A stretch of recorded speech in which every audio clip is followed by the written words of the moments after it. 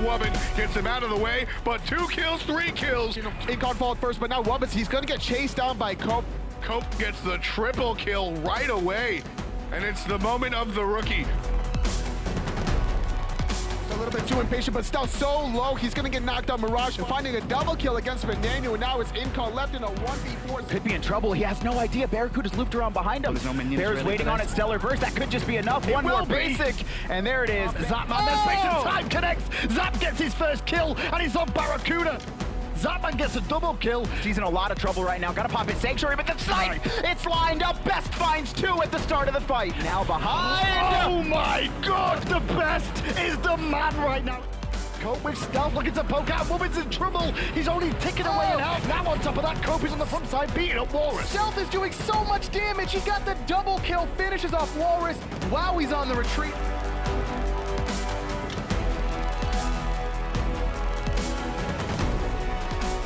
Venenu in trouble. Wubbin in a lot more trouble as the airstrike from Venenu connects. Cope falling low as well. Now Wowie gonna fall. Huge autos for Venenu. Double kill for him. Enduro's the triple kill for Venenu. And that's a big team fight for Allegiance.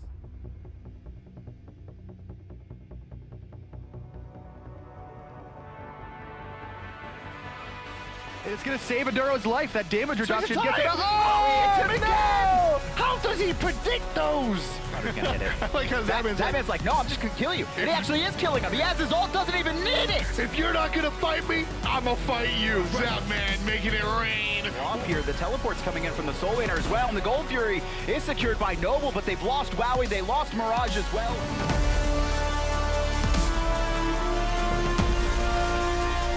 Barracuda able to take down Cope. And Veneno, the 4th member dead from Allegiance. No response possible. He lost him. Wowie doesn't know where he went. There He's he looking is. for the auto attack. Needed, No. just short once again, but Matt's is still fighting. He's got the shield. Barra, double kill for him. Really extended engagement, and he might be able to pick up a 3rd here. Wubbin slowed to death. One more shot, and it's going to be 3 for Barra. Triple coming out for Kronos.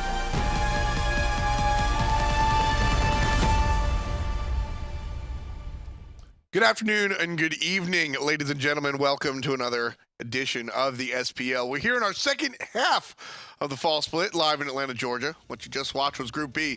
That was last week, but we'll move on to Group C. It's the 3rd of 4, and we're here celebrating some of the European teams. Today we've got 4 teams for you: Cringe Crew, NRG, Obey Alliance, and then of course Cyclone GG. All these teams are going to take their mettle to the test and see just how well we can do. Of course, these teams are battling it out to get to Super Regionals, which is just one step away from the Smite World Championship. You too can visit it. Go to hi-rezexpo.com and claim your own ticket. And by the way, there's a promo code. You can save some cash by typing group-C. It's a hyphen, a dash, maybe even a minus sign if you're feeling lucky, and that'll go ahead and give you 25% off. And right there on the middle of your screen, you see Pretty Prime. We'll catch up with him a little bit later. But today, we're going to start off with Cringe Crew versus NRG. These two are very celebrated teams. Cringe Crew, one of the more, I guess, hometown teams is probably good to say. They're the only unsponsored team, and I think they like it that way. Formerly known as Hungry for More, coming back from the spring splits, was struggling a little bit earlier on, and this is something that they came back. Oh, that's Obey. I messed up. That's the Obey. But Cringe Crew, they're also a very seasoned veteran team. They have the members such as Repikas right now, former Season 1. Used to play on a team with Pretty Prime. See, that's why I got confused. I saw Pretty Prime on the screen. I thought Obey. Make up all the mistakes. Make up all the excuses you want, totally, but I'm going to snatch it away from him real quick and introduce one of my other friends. I'm joined here on the desk today by our buddy Hazer. He is coach for Cyclone GG. How you doing, buddy? I'm indeed, yeah. Very good. Very happy to be here. So you've been coaching Cyclone for a couple of months now, but why don't you talk to us? Give us the lowdown. Give us your Smite resume and how long you've been involved. Okay, so I've been playing Smite for about 3 years. I was involved in the EU kind of amateur scene. I played a lot during this year. Early this year, we were competing under the name. Where were we competing under the name? Anyway, I was competing with my good pals Deathwalker and Kalas back then. And I finished university. I went to get a full-time job, so I couldn't really compete anymore. I was just subbing for them when they were known as Clown Fiesta, and then got picked up by Cyclone, and they asked me to coach them because I'd sit on in on scrims, and I'd give them tips, and they decided they wanted it to be a full-time thing. Excellent. So you've got a big breadth of knowledge here, at least when it comes to Smite and some of the teams that we've got available to us. But like I said, we're going to start off with Cringe Crew and NRG. You guys have played, obviously the entire split. What can you tell me about NRG and how they play? So NRG, one of the most dominant teams, they have been maybe the most dominant team in Smite history, I'd say. Just insanely mechanically skilled. I personally think this season they took their superiority for granted a little bit. They took their foot off the gas and they dropped some games they shouldn't maybe have dropped during the season. Hopefully they've come to this LAN fully prepared, have put in the effort that they need to put in to dominate now. Well, not hopefully for us, obviously, but I think they're taking this LAN a lot more seriously than they took the season, and I think they are going to be a scary force. And their synergy, they've been together for 18 months together. They're coming out to their 4th LAN. They've won the previous 3, so you know that despite their previous online performance, despite splitting with Orbit, Cringe Crew, and Cyclone GG, they're looking to be a 4th-time LAN repeat champion. Absolutely, and NRG, they've been dominant pretty much through their entire history, as we've heard. They are the defending world champions. And in fact, last year they had such a dominant season that the only real time that they dropped things was at Super Regionals, and that of course is the next step in our players' journey to get to the Smite World Championship. We'll take a look at the Super Regionals. This of course is the top 2 teams that come out of this group will wind up heading directly to Super Regionals. You can see Group A and Group B, and right there on your screen, Team Eager, and then Orbit ascended from there. Luminosity going to head there as well next to Sanguine. Those are the 1 and 2 seeds from Group A and B. But don't worry, there's also a gauntlet for the teams that don't wind up there. If you're the bottom 2 teams, you wind up on the gauntlet, which is a much different style, aggressive play. Basically, the lowest seeded team will fight up against and climb a ladder, sort of. So you can see Europe and North America split up. The challenger team, which we will determine at a certain point, and we have those players here on Sunday, so you get to see your challenger players live at 11 a.m. here on Sunday, right here on hi-rez TV. The challenger players will fight into a team from Group D. He who wins goes on to fight the next player from Group D. He who wins goes on to fight the next group, etc., etc. It's all going to be in a best of 3, so there's going to be a lot of Smite action coming out of the gauntlet. Yeah, this one, it's very interesting. It's a little bit complicated to see on screen, but once you get the gameplay, it's a lot of fun. Basically, it's a long shot for the long shot teams, and maybe we'll wind up with a Titan Cinderella story, but that's a big maybe. Cringe Crew, NRG, some of the most iconic players in Smite history are on these 2 teams. When we come down to it, I think really you can break away almost any of these players. But a lot of talk has been given to the solo laner specifically. Dimi, previously known as Ninja Dimi, has been one of the more selfless players on NRG. People talk about some of the junglers, people talk about some of the other players, but when it comes down to it, the glue that sticks NRG together is Dimi.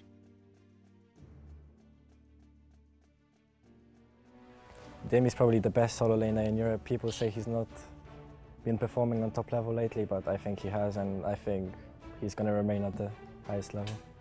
Dimi is a sweetheart. I really love Dimi. He doesn't have a mean bone in his body. I think he's just genuinely nice to everyone. Absolutely lovely. I met him at DreamHack before, and we got on really well. He's just, he's kind of chilled out, quiet, works really hard to improve himself. Dimi's an inspiration. He's really good on everything he plays in lane, and he's a strong force when he joins team fights.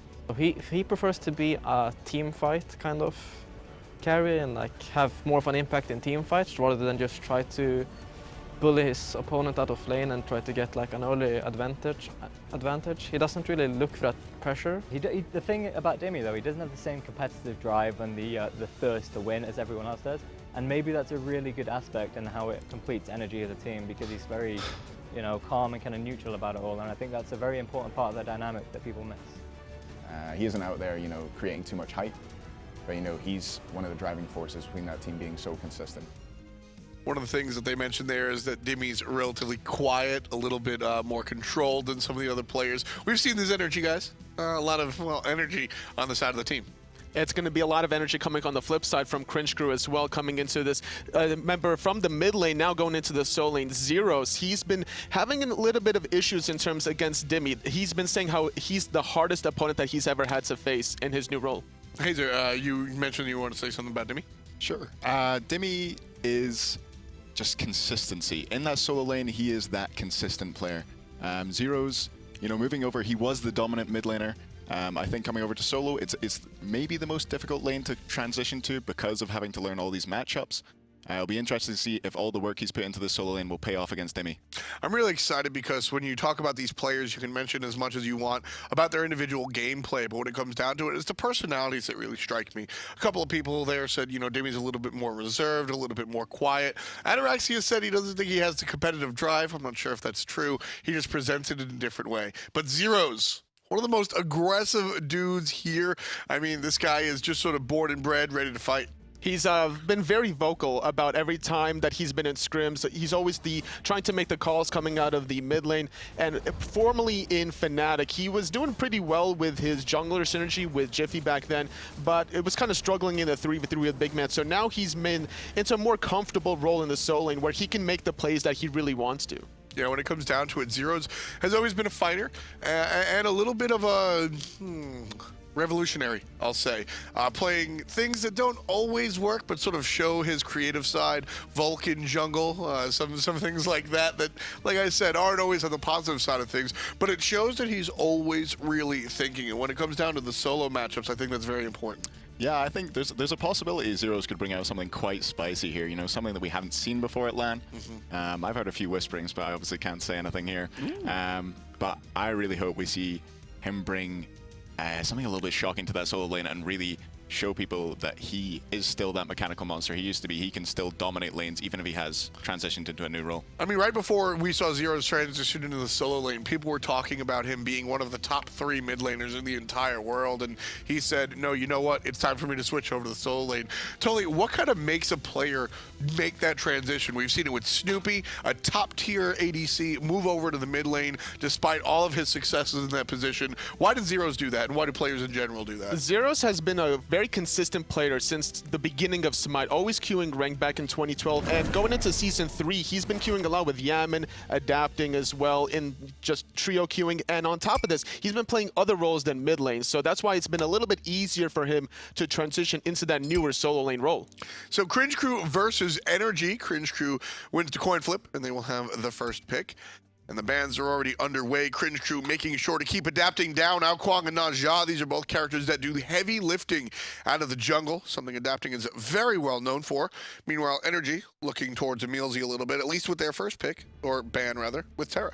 It's not surprising that Cringe Crew are going for a strategy, trying to target out adapting here, taking out 2 hyper late game carries, 1 magical, 1 physical. Yeah, you see, I think NRG are just going for their normal bans here. They're not targeting anyone, but Cringe Crew really think that adapting is the driving force on NRG and the player that's going to carry them if they're going to get carried in. They take away the AO and the Najah, and now they take away his Batz as well with that first pick. But the problem is, can you really ban away adapting here? He has such a big god pool. I would say no. I would say he has played the game for too long to be banned out by anybody, but you can maybe take away characters that you think he would carry harder on, characters that he's better at. But yeah, I don't think there's any way you're going to put him on a character that he's not comfortable on. I mean, still the famous adapting Thor is still available, and you know, I think it's less about banning out a player and more banning out a playstyle, like you guys are sort of hinting to. Kwang and Najah, sure, Najah is known a little bit as a setup god, but he brings a lot of hard carry when put into the hands of adapting. By taking away those 2 choices, adapting is going to be forced to play something more support-esque to support the team, even if it is that Thor. I like the Batz pick for Cringe Crew because NRG are famously very strong in team fights, and Batz is one of the best characters to break up a team fight. Yeah, he definitely provides a lot of control in that core. One of the junglers with the biggest CC ability, with that Fear No Evil that he can drop in any team fight, break up your team's positioning, break you up so they can pick off players on the backside and on the front side. Across the way, we've got Fafnir and Isis, very early game focused, at least in the middle lane. Fafnir just a good one-size-fits-all god. And Cringe Crew is going to round out their first half of picks with a Ram selection next to Scylla. It seems that NRG are going for a strategy relying more about objective focus. You have that circle protection, you have the Fafnir ultimate for the AoE coerce. So I'm expecting maybe NRG are looking to group up early game, maybe get some early gold furies. And this also sets them up for a very aggressive jungler, just like that, because Isis at level 1 is probably one of the best pushers in the mid laning phase, especially against Scylla. Now, Awilix is selected here before our second round of bans, and one of the big complaints or Achilles heels for Awilix is the fact that while she's fantastic, maybe one of the best in the mid game, late game, one, her damage is hard to, I wouldn't even say confirm, it's just very dangerous to get in there on Feather Step, and two, you're not going to find many natural knockups. Players have complained about that even last week. NRG, though, they seem to be looking for this short victory, Tolly.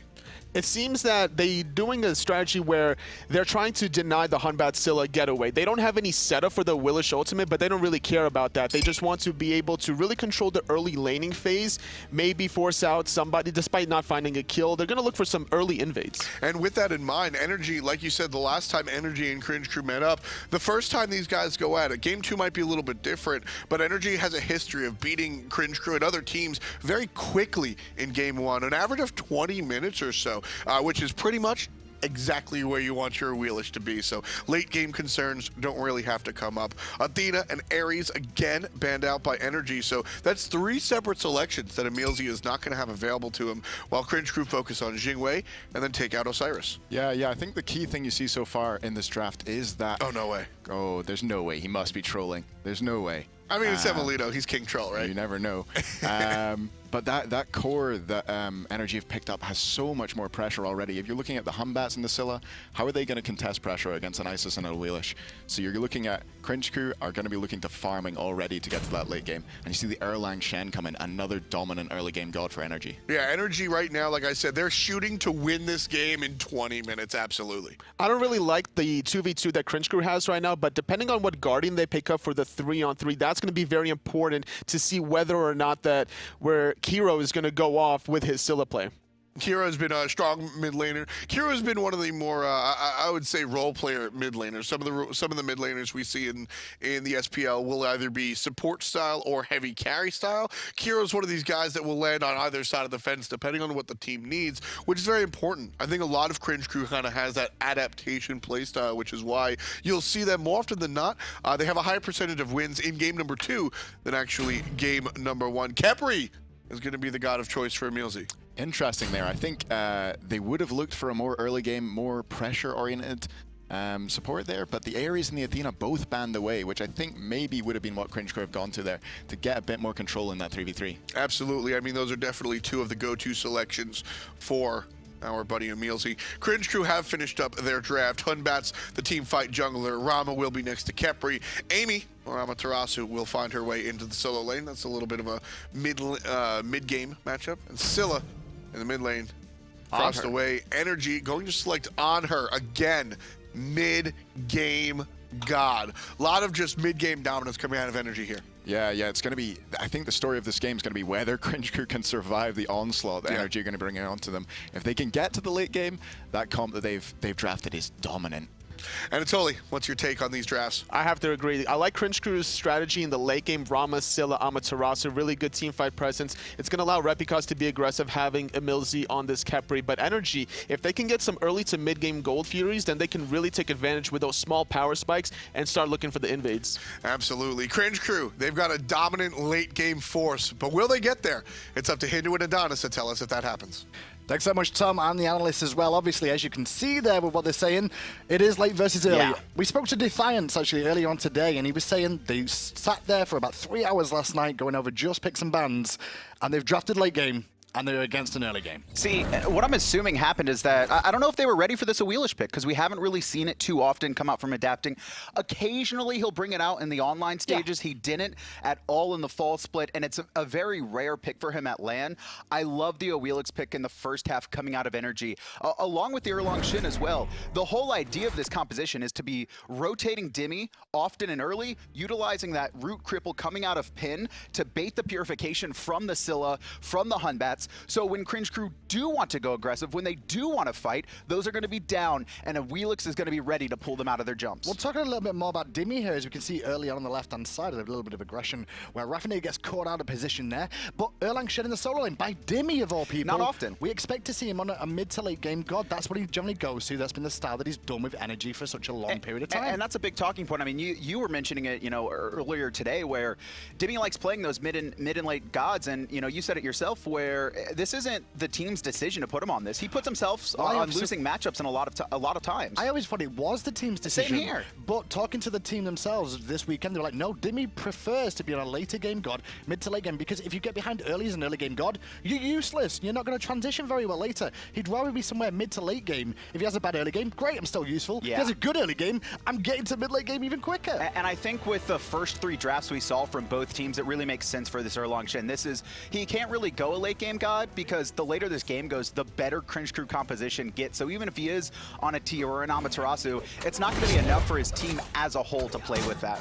We'll start the game, no invades coming out from either team here. NRG obviously going to be on the Chaos side of things for the time being, so they're going to start things off. And with this Awilix pick, obviously we see it a little bit now and again. Not all the time, however. Now it's maybe something that NRG might be trying to bring back in vogue again. And I think Tom mentioned it on the desk as well, where the main issue with Awilix is if she gets behind, she's kind of like an Ares. She needs to be in the action to be doing damage. Obviously, she has the gravity surge, but that's not always an option when Purification is up or, you know, if you're trying to pick off a player who doesn't have a leap. And so he wants to get rolling early. I love the pairing of the Isis. On top of that, iRaffer has drafted this Fafnir. This tells me that NRG are going for this early game aggression, not only in the lanes, but they want to get the early Gold Furies as well. They really want to snowball this game. They don't want to give Cringe Crew any edge. Well, the one person they're going to have to be very careful of this game is Kero on Scylla. Now, obviously, she did just have the buffs go through. This is the patch with the buffs on, so a little bit more scaling on her crush as well as the base damage going up too. And Scylla is a force to be reckoned with. And if you think back to this time last year, it was Kero with Cherio making those combos happen. I was about to say that. A lot of Naja Scylla combos, and Kero knows the timing of that ultimate perfectly in a lot of cases. He is very practiced on this god. It's not a god he brings out consistently or all the time, but with those buffs, like you said, doing that extra damage early, he likes the idea of running it here. And again, I mean, Cringe Crew have a phenomenal late game. They have the control coming out of Batz. Also, he's going to be able to dive deep into a team fight with EmilZy having that Khepri revive. We know what Ram can bring late game. We've seen Jermaine do it. We've seen Barra do it in recent lands. And so this is a scary composition. And you talk about recent land. Well, Devios was here in the solo lane, and Devios has not been an influence in this game so far. Just teleport and no relic picked up just yet for Zyrhoes here. But they haven't started Wrath here, which means EU haven't adapted or chosen to just yet. EU's never really been that style anyway. They really don't like the early game aggression. The only team who does like it is really just NRG. A couple times some teams will pull it out. We know Obey have kind of switched into that style a little bit, but they do prefer the teleports, and a lot of that's just the movement around the map. If one person goes Wrath, that can be abused. If you have teleport, you just need to know how to do it correctly, baiting them onto the wrong side of the map, teleporting in for those Gold Furies, or, you know, to set up a 3v2 gang. Now, this Erlang Shen as well, obviously, he does have a knockup with a turtle form, so he can be pulled with Awilix as well.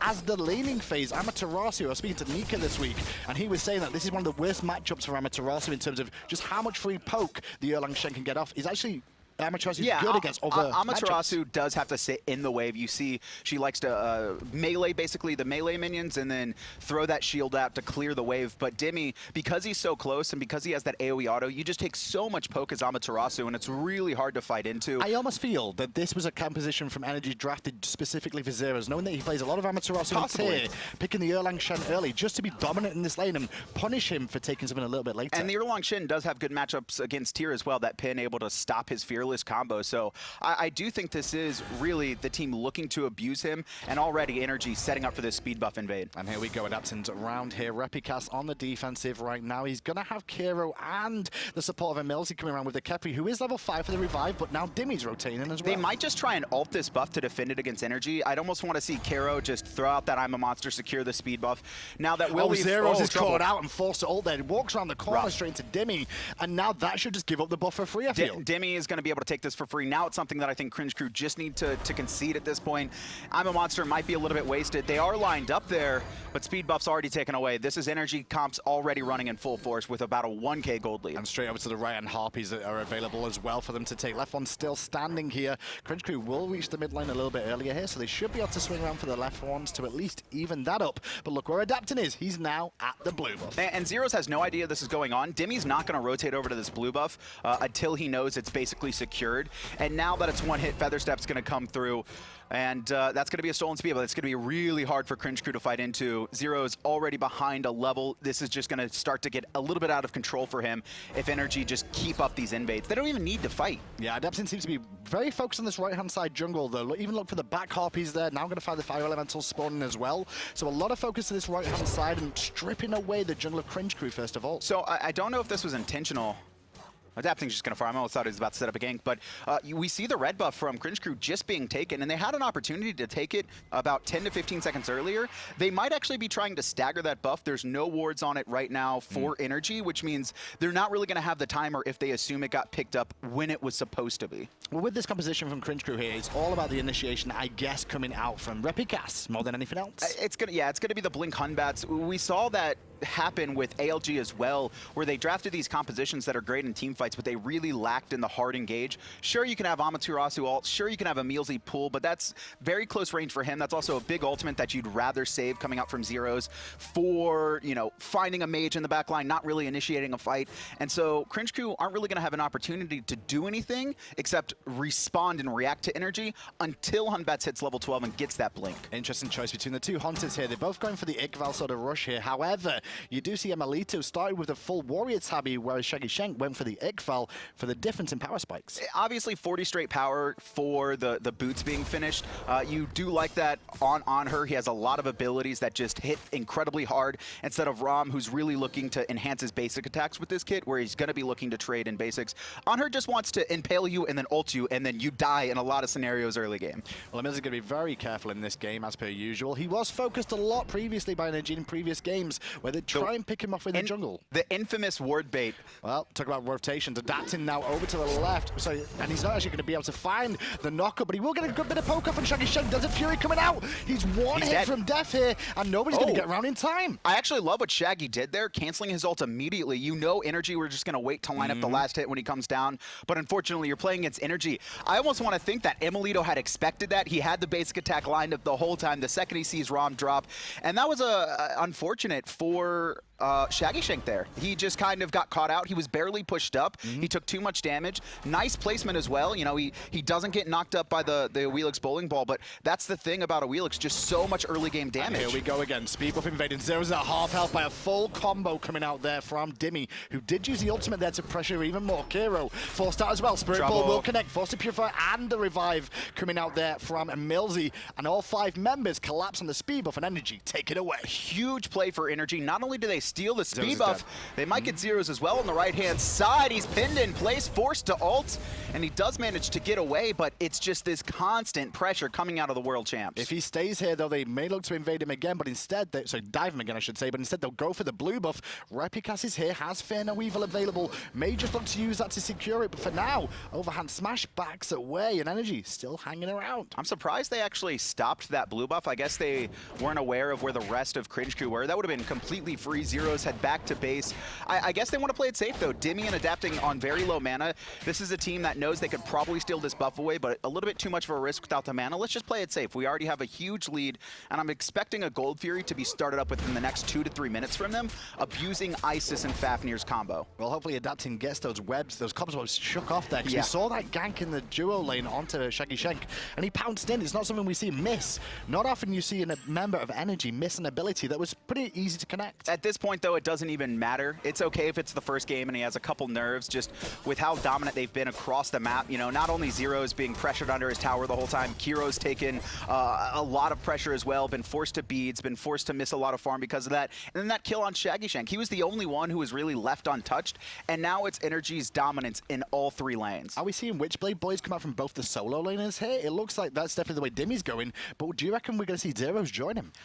There's not too many slows he has to worry about. He's going to worry about knock-up, so that's for sure. We'll get his ultimate off, but the Feather Step comes through. Repikas in mid lane, use the Purification. They're looking to collapse. The root misses. The Crush only hits iRaffer, and Yammyn going to return some damage back. iRaffer wants to fight this. He's going to jump forward. The Ice Assault as well. Kero is going to be able to be revived if he's killed soon, but they're holding it. Fear No Evil. It's good, but the ult from Kero just way off the mark. iRaffer hits the hammer, and now with Repikas jumping in there onto Adapting, won't be able to secure a kill. Pressure on the right-hand side as this is going on. After Zyrhoes dies, Dimi gets a tier 1 tower, and the rest of NRG start grouping towards this Gold Fury. I mean, forget nerves coming out of NRG. Cringe Crew are the one that we're seeing miss so many abilities that they normally don't. And now it's a bait on the Gold Fury. They're just going to back off with a little bit of poke, but 3 kills unanswered, 3K gold lead, 4K gold lead, excuse me. I didn't even realize it was that big, only 9 minutes in, and a Gold Fury hasn't even been looked at. This is a world champion stepping up once again. They didn't look great online overall. They did drop games to Cringe Crew and Cyclone, who are also in their group as well, but they didn't lose any to Obey, so maybe they're just finding their form once more. Possibly, and you know, you see the meta that developed in the groups A and B, where the people who came with their online strats really just fell off. They weren't prepared for the LAN. We saw a lot of that sustained double Guardian compositions coming out of Sanguine specifically, and they're just like, we're just going early game. No one has really run an early game, this hyper early game composition yet in the groups. Well, let's see what they're going to do with this speed buff. Invasion again coming out from NRG. Third time's a charm there just to go along with the kills at 10 minutes in already. Dimi with a 2-level lead now over Zyrhoes, and he gets cancelled out as his silence.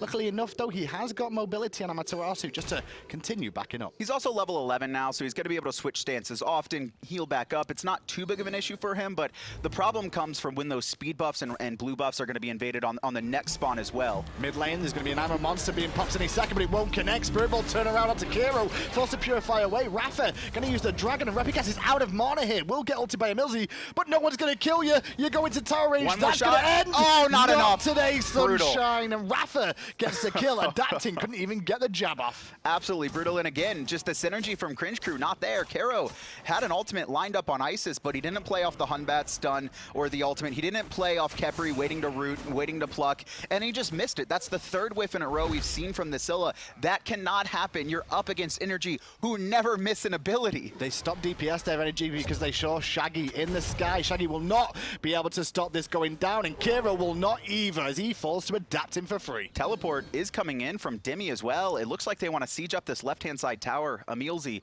Shaggy, both no ultimates, but instead they're just going to rotate, seal away this red buff. This is just such a calculated game plan coming out of NRG. It's nothing special, though. They've done everything right. That's it. They've just done everything that their composition was supposed to. Early mid-game composition, right? That focuses on invading, focuses on finding picks, and that's all they've done all game. Invade and find picks over and over again. Use the ability of Awilix to rotate the map at a high speed with Suku has just allowed them to facilitate it even easier. And they're rotating Raff around the map as well. A lot of presence in min. He's throwing out those hammers. He's stunning Kero, Repikas as much as possible. The idea isn't to engage on them right now. All that he's trying to do is poke them out.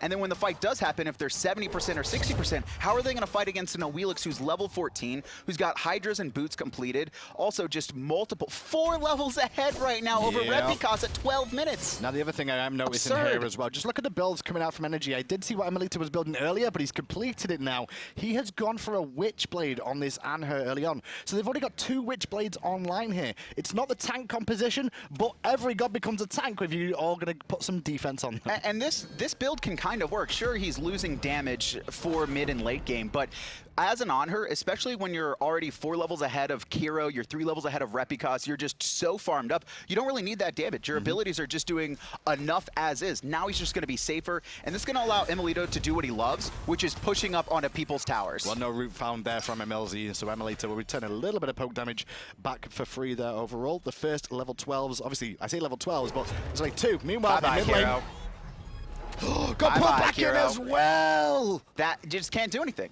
His purification was down, and that's the thing.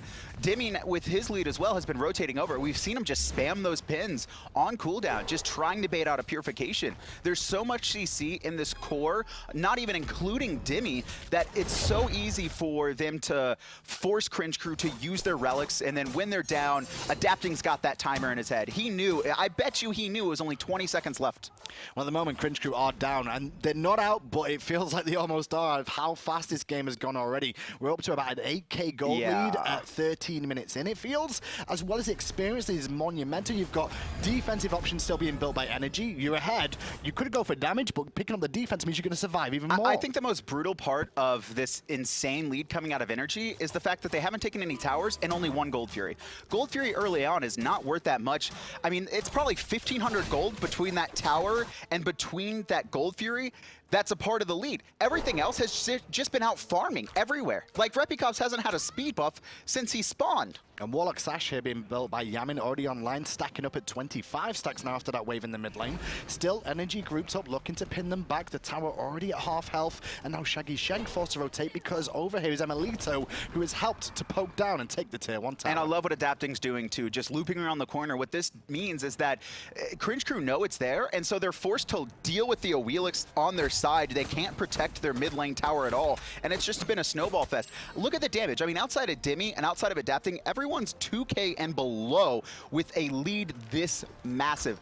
There were a lot of questions about NRG. You know, a lot of talks, I think, amongst the teams where they feel like they had slipped. They feel like they got a little bit complacent. You know, Enemy took them to all 5 games at the Epsilon Invitational. They were saying they didn't prepare for it, but gonna be Adapting. Rolls this is the away, world champs. but straight into the whole team. Purification is forced, and now the rotation from emilZy. Suku gonna jump Adapting back to the safety of the tier 1 that emilitoo takes down for free. And now Cringe Crew have to pick a point to just fight.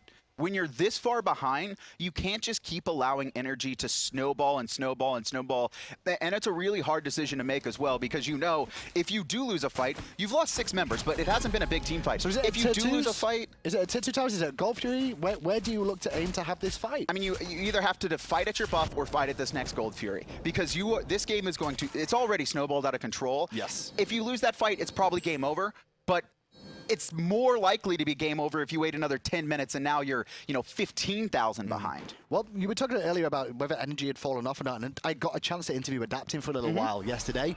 Adapting said to me, it's very difficult, and we've seen this from teams before, it's very difficult to sit at the top as the #1 team, because finding games that are a challenge, finding teams that can challenge you and allow you to adapt and learn new things to continue to be the #1 team is very, very difficult.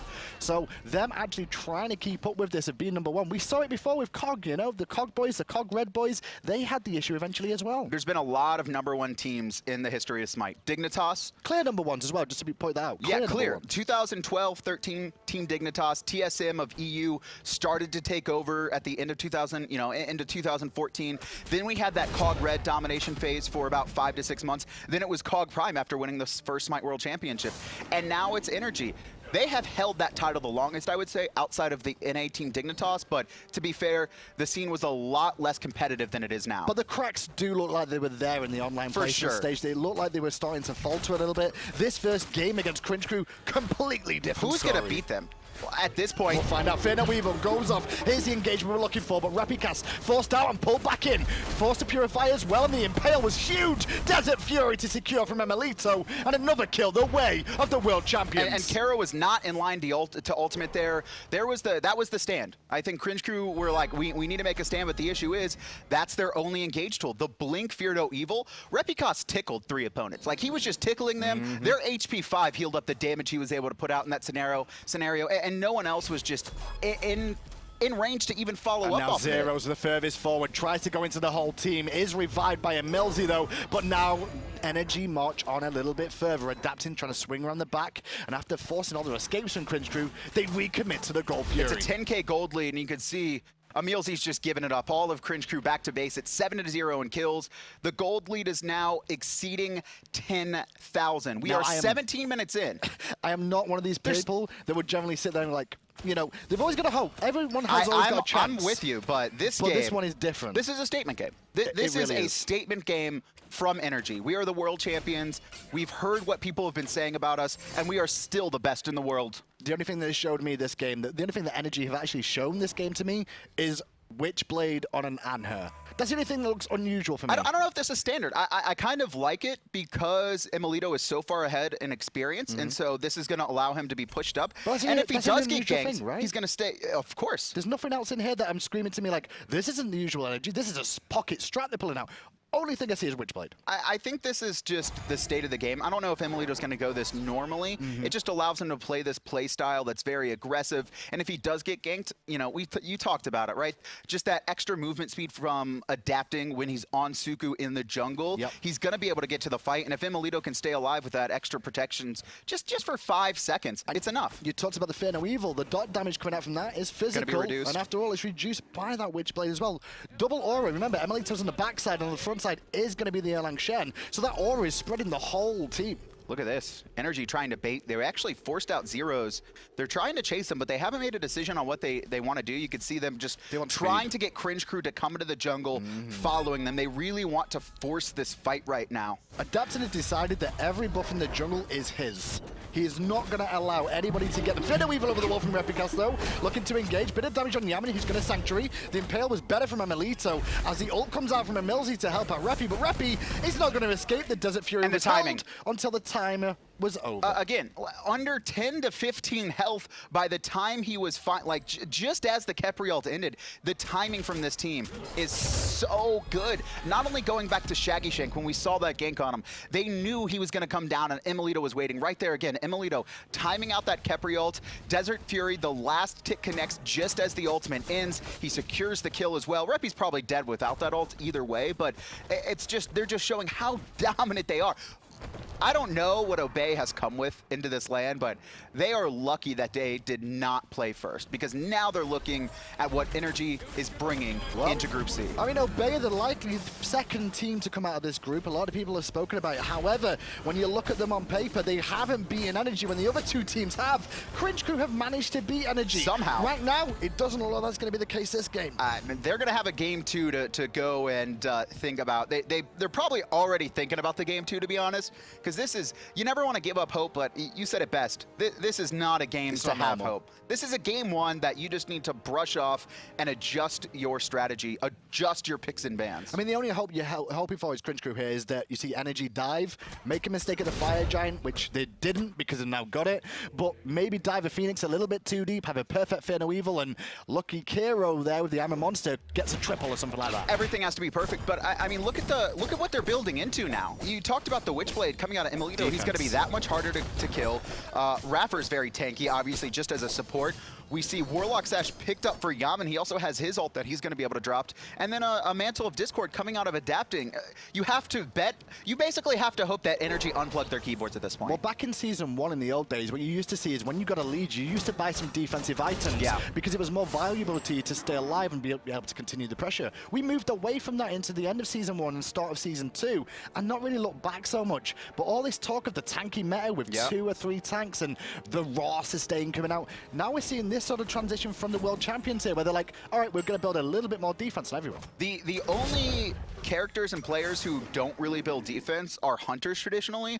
We see a lot of junglers start to adapt to it. Sometimes they wait until their last 2 items. Sometimes it's some bridge items, like we're seeing from Adapting. Sometimes it was, you know, that Void Shield meta. But now emilitoo's also built a tank item, so that's out the window. Well, when you say Adapting here, he goes for a bridge item. I mean, is Mantle of Discord really a bridge? It's just a place. That 4th spot a lot of times is kind of that bridge item. He's got enough damage from the kit he's built. He's got the stone cutting sword. He's got hydras. He's got so much base power, extra movement speed as well. You know, we talk about the rotations and how fast Adapting is. That stone cutting sword is only enhancing that with the 10% move speed. Final tier 2 tower falls down now. NRG looking towards all 3 Phoenixes. Midwave is pushing. Left-hand side is pushing too. They're going to siege up mid for now. And the boys of Cringe Crew have to engage. Zyrhoes goes in first, as does Repi. Repi already forced out. I'm a Monster does not connect thanks to his Sanctuary from Adapting. Meanwhile, however, poor old Zyrhoes is surrounding and they're going to wait out the Khepri again. Oh no, not this time. Little bit too early there for emilitoo, but it does force the boys of Cringe Crew back. The Phoenix is going to fall in mid. Shaggyshenk needs to get full build if Cringe Crew have any hope right now, and he only has just picked up Aussie. You can see the AoE Chorus coming out from iRaffer as well. This Phoenix is going to fall incredibly fast. A lot of ultimates already burned. Actually, almost every ultimate right now. And look at this. iRaffer gets a little bit low, tanking it up. He walks back into the Ice Assault. He's going to be healed up. The team's healed up. They have FG regen as well, and they take those for free. 2 Phoenixes for free. 17,000 gold lead in 23 minutes. 21,000 experience just to add to that, especially when you only have 2 level 20s in the entire game.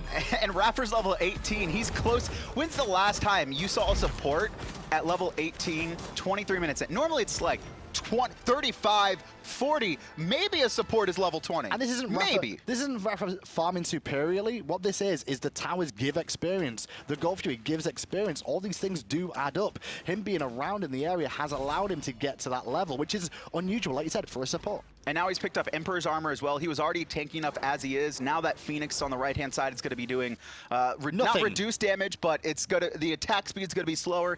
If somehow, in some magical world, in some fairy tale world, that Cringe Crew can fight back into it, Emperor's armor is going to make it even harder for Cringe Crew to siege towers as well.